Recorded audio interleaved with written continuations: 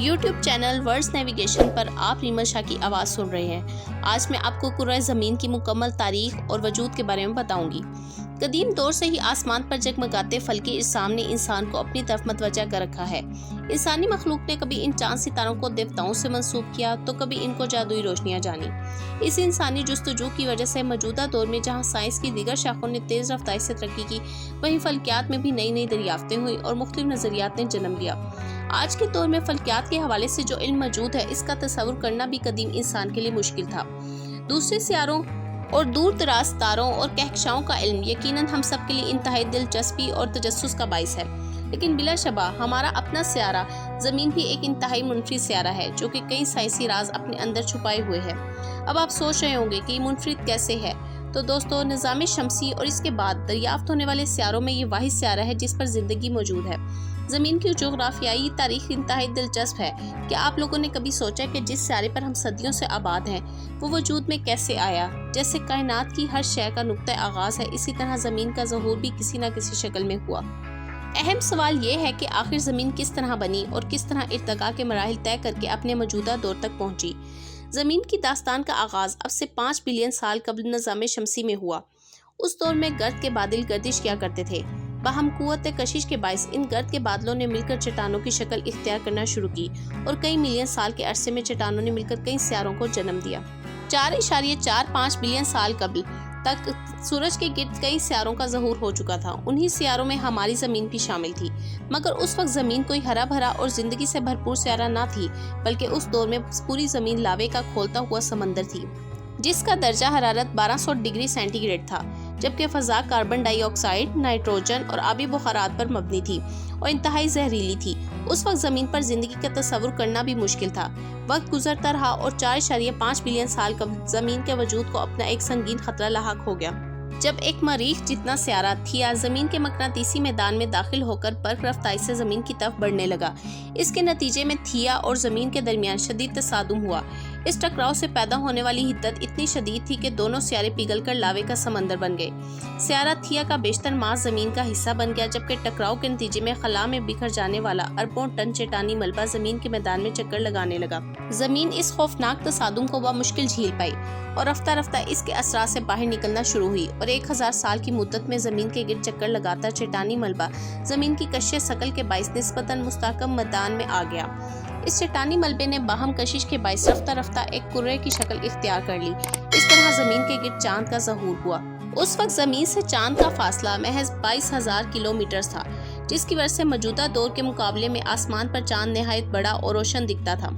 थिया के साथ तसादुम के नतीजे में ज़मीन की महरी गर्दिश नहायत तेज़ हो चुकी थी, जिसके बाइस ज़मीन पर एक दिन महज 6 घंटे का होता था, यानी 3 घंटे दिन और 3 घंटे रात।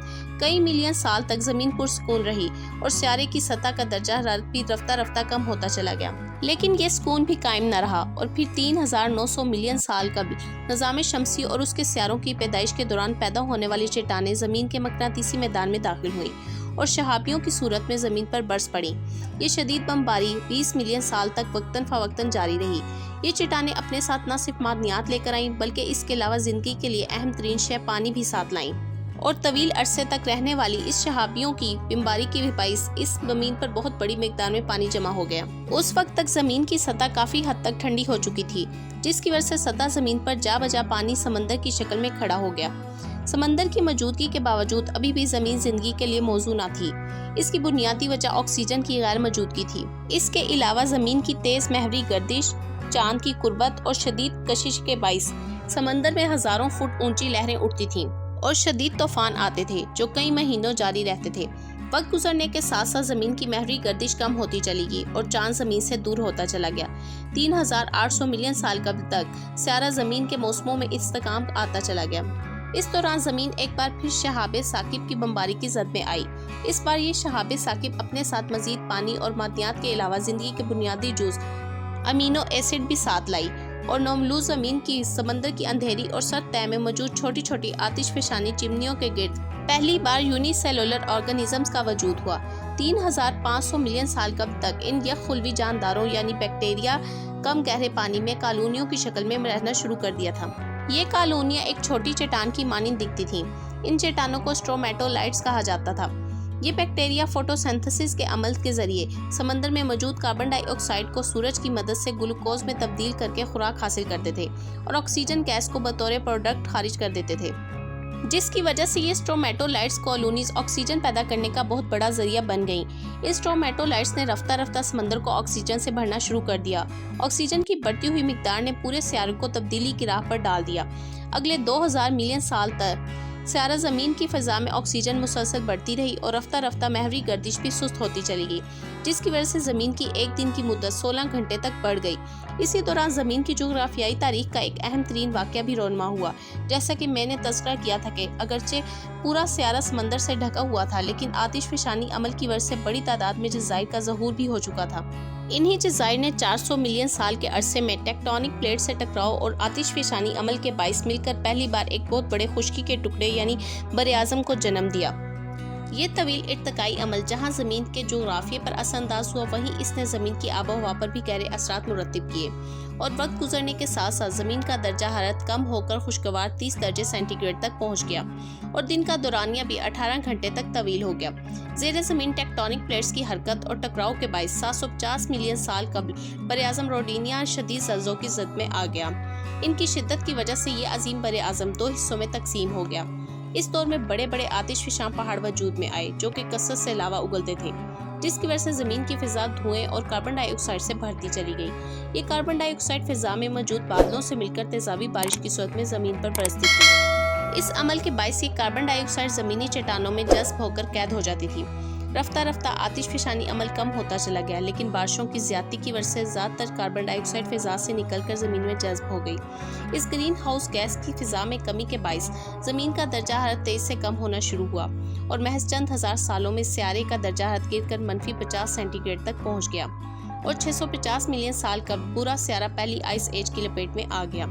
اگلے 15 ملین سال تک زمین خط استوا تک برف کی کئی کلومیٹر تہ کے نیچے دبی رہی۔ اگرچہ زمین مکمل طور پر برف سے ڈھکی ہوئی تھی، لیکن زمین کا مرکز اب بھی سورج کی سطح کی طرح گرم تھا، جس کی وجہ سے آتش فشانی عمل مختلف پیمانے پر جاری رہتا تھا۔ سیارے پر بارشوں کی کمی کے باعث کاربن ڈائی آکسائیڈ فضا میں بڑھتی چلی گئی، جس کے نتیجے میں درجہ حرارت میں اضافہ ہوتا رہا اور رفتہ رفتہ سیارے پر جمی گہری برف کی تہ نے پگھلنا شروع کر دیا۔ برف کے تیز پگھلاؤ کے باعث نمودار ہونے والی چٹانوں پر نئے آتش فشاں پہاڑوں نے جنم لیا، جس کے باعث درجہ حرارت مزید بڑھا اور برف کے پگھلنے کی رفتار مزید تیز ہو گئی، اور 540 ملین سال قبل تک زمین مکمل طور پر آئس ایج کی گرفت سے نکل آئی۔ اسی دور میں سمندر میں کئی اقسام کے سمندری پودوں اور آبی حیات کا ظہور ہوا، اور زندگی انتہائی تیزی سے سمندر میں پھیلتی چلی گئی۔ 460 ملین سال قبل تک ہزاروں اقسام کے آبی حیات سمندر میں پھیل گئے، اور یہ سب کچھ بہت تیز رفتاری سے ہوا، جس کی وجہ سے سائنسدانوں نے اس حیرت انگیز دور کو کیمبرین ایکسپلوژن کا نام دیا۔ اس دور کے کئی فوسلز اب بھی سمندری چٹانوں میں بآسانی مل جاتے ہیں۔ سمندر سے باہر مسلسل آتش فشانی کی بدولت نئے بر اعظم گونڈوانا کا ظہور ہو چکا تھا، مگر خشکی پر الجی کے علاوہ اور کسی قسم کی زندگی موجود نہیں تھی۔ اسی دور میں فضا میں موجود آکسیجن اور شمسی تابکاری کے تعامل سے ایک نئی گیس وجود میں آئی، جس کو ہم اوزون کے نام سے جانتے ہیں۔ اگلے 120 ملین سال تک اوزون کی تہ میں مسلسل اضافہ ہوتا چلا گیا، جس کی وجہ سے زمین سورج کی خوفناک الٹرا وائلٹ شعاؤں سے محفوظ ہو گئی۔ رفتہ رفتہ 375 ملین سال قبل بالآخر خشکی پر بھی پودوں اور دوسرے ایمفیبینز جانداروں کا ظہور شروع ہوا۔ 360 ملین سال قبل تک ٹیٹروپوڈز جانداروں نے مکمل طور پر خشکی کو اپنا گھر بنا لیا، اور گھنے جنگلات نے پورے بر اعظم گونڈوانا کو ڈھک دیا۔ زندگی پوری طرح زمین پر پھیلتی چلی گئی، لیکن پھر 250 ملین سال قبل یکدم شدید زلزلوں اور آتش فشانوں کے پھٹنے کا آغاز ہوا۔ اس عمل کو سائنسدان سائبیرین ایرپشن کا نام دیتے ہیں۔ یہ آتش فشانی عمل اتنا شدید تھا کہ نصف ملین سال بعد بھی جاری رہا۔ اس آتش فشانی عمل میں بر اعظم گونڈوانا کے امریکہ جتنے رقبے کو لاوے کا سمندر بنا دیا۔ زمین کے اس دور کو سائنسدان پرمین ایکسٹنکشن کا نام دیتے ہیں۔ اس دور میں زمین سے زندگی کا 95% خاتمہ ہو گیا۔ اس واقعے کے 50 ملین سال بعد سیارہ زمین آہستہ آہستہ ریکور ہوتا رہا۔ اس واقعے نے پورے سیارے کو تبدیل کر کے رکھ دیا، اور 200 ملین سال قبل تک ایک نئے بر اعظم پینجیا کا آغاز ہوا۔ رفتہ رفتہ سیارے کا درجہ حرارت اور موسم معتدل ہو گئے۔ اس بر اعظم پر نئے اقسام کے پودوں اور ریپٹائلز نے پھلنا پھولنا شروع کیا، اور ایک نئی قسم کے جانداروں کا ظہور ہوا، جنہیں ہم ڈائناسور کے نام سے جانتے ہیں۔ آنے والے 10 ملین سال تک بر اعظم پینجیا مزید چھوٹے بڑے عظموں میں تقسیم ہوتا چلا گیا۔ دوستو شاید یہ جان کر آپ کو حیرت ہو، ہمارا اٹلانٹک اوشن اسی دور میں وجود میں آیا۔ اسی دور میں ڈائناسور پوری زمین پر پھیل چکے تھے۔ ان کا وجود بھی 165 ملین سال قائم رہا۔ شدید موسمی تغیر کے باعث ان کا زمین سے خاتمہ ہو گیا۔ وقت گزرتا گیا اور 47 ملین سال قبل تک زمین رفتہ رفتہ پرسکون ہوتی چلی گئی۔ اس دور میں درجہ حرارت 25 سینٹی گریڈ ہو گیا اور دن کا دورانیہ بھی 24 گھنٹے تک طویل ہو گیا۔ اس عہد میں انڈین اور ایشین ٹیکٹونک پلیٹس کے ٹکراؤ کے نتیجے میں ہمالیہ کا عظیم پہاڑی سلسلہ وجود میں آیا۔ اسی پہاڑی سلسلے میں مشہور زمانہ ماؤنٹ ایوریسٹ اور کیٹو بھی شامل ہیں۔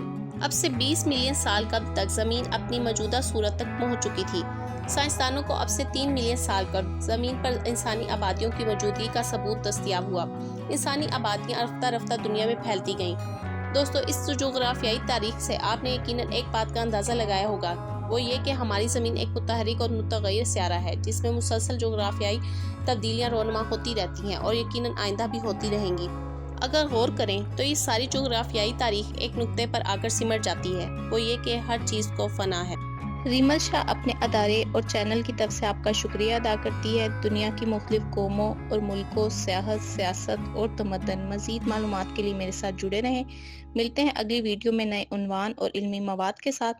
تب تک کے لیے اللہ حافظ۔